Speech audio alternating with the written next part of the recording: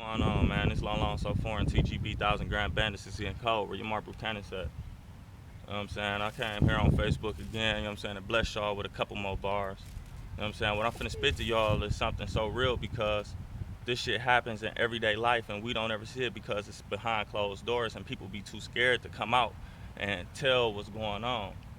But God blessed me with it, so I'm gonna bless y'all with it. It's called the ripple effect.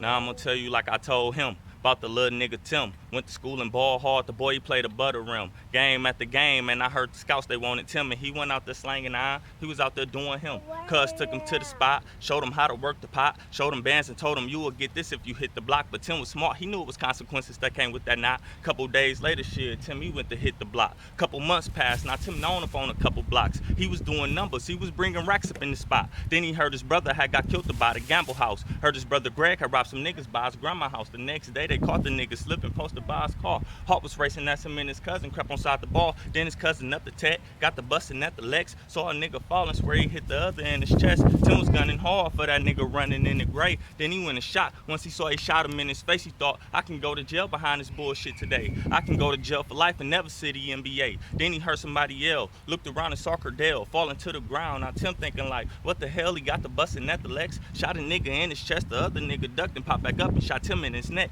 Timmy dropped the heat, stumbling back, clutching for his neck. He hit the ground crying as his life was seeping out his neck. Got to thinking about his mother, Precious Asa and Celeste. Got to thinking about his brother and the nigga he just stretched. Dog came from by the Lex, put the blammer to his chest. Now I'ma pause to tell you about Celeste, cause it's fucked up what happened next.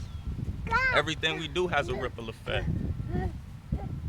Look, now let me tell you about Celeste. She'll have a nigga hypnotized, 5'6", thick hips, pink lips and green eyes. She lived on the trace until she moved toward uptown. Mama dead and gone and her daddy smoking dope. Now thinking back when she was young, she just knew she'd be a doctor. Now at 16, she was a well-known bopper. Niggas in the hood paid her good just to top them for a blunt of loud. She'll fuck the crowd, no problem, but she switched schools and signed up for Bayview. She got cool with a couple hoes, they told her who was who. They talked about this dude who played ball up in school. She asked him, was he cold? They like, yeah, girl, he can hoop. 7th hour came and took a break to hit the gym. Precious said, that go that dude I was talking about. Remember him? He was the nigga with the moves that everybody called him.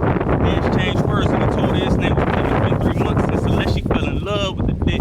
And she went out the chin, she felt the love when they kissed. Now she in Planned Parenthood throwing up and shit, and she ain't know why till the doctor said she pregnant with a kid. Now on her way home, she got to thinking what to do now. She can go and kill it or surprise him at the new house. She turned on the TV, so excited about the new child. Then that's when she seen it Tim got killed up in the shootout.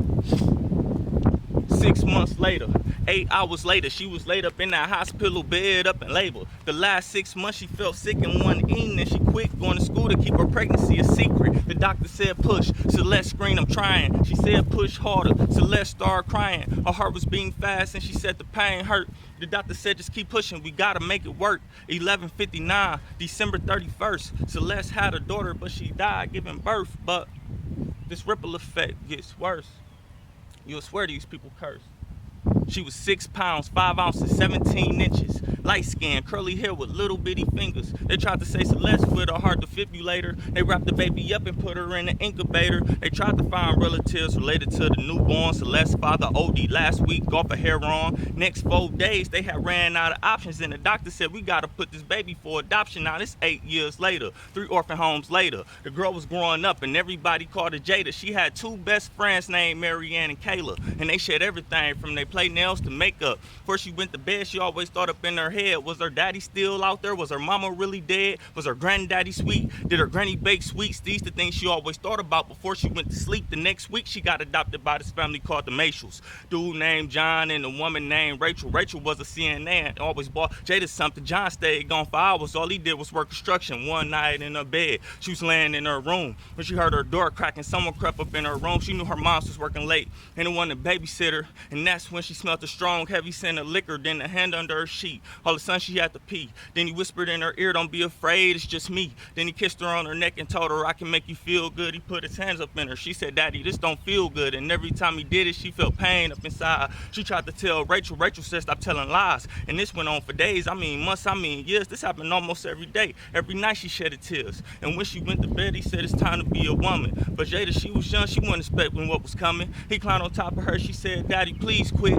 He said, Jada, stop whining, stop acting like a bitch. He pinned her hands down and Jada started crying. He pulled her pants down, then he forced himself inside her. He stole that girl virginity, identity, and energy. And mentally, she felt like he had stolen her dignity. And when she went to school, everybody saw the difference. She wasn't happy little Jada. She was quiet, she was distant. Teachers started watching her, her grades started dropping. She was a straight A student. They was wondering what's the problem. Now she 13 and John just got done raping her. Rachel didn't believe her when she said that John was raping her. He left him with the work. She laid there a minute first. Then she tried to stuff a river, man. She swore like was cursed. She turned on the water, then got up in the tub and she scrubbed everywhere. Where he kissed and where he touched. She tried to wash the pain away. She hated what he did. Then she got to crying harder. She felt tears on her lips. Then she broke John's razor and she put it to her wrist. And she slit. And it felt like all the pain rushed away as blood dripped off her fingertips. And she liked the way it felt. Then she lay back in the tub and relaxed. And she thought this would have never happened if she knew her dad. These ripple effects can carry on from the past, but that's all she thought about before her vision went black. TGB 1,000 Gram Bandits, man. And these been great words and great bars.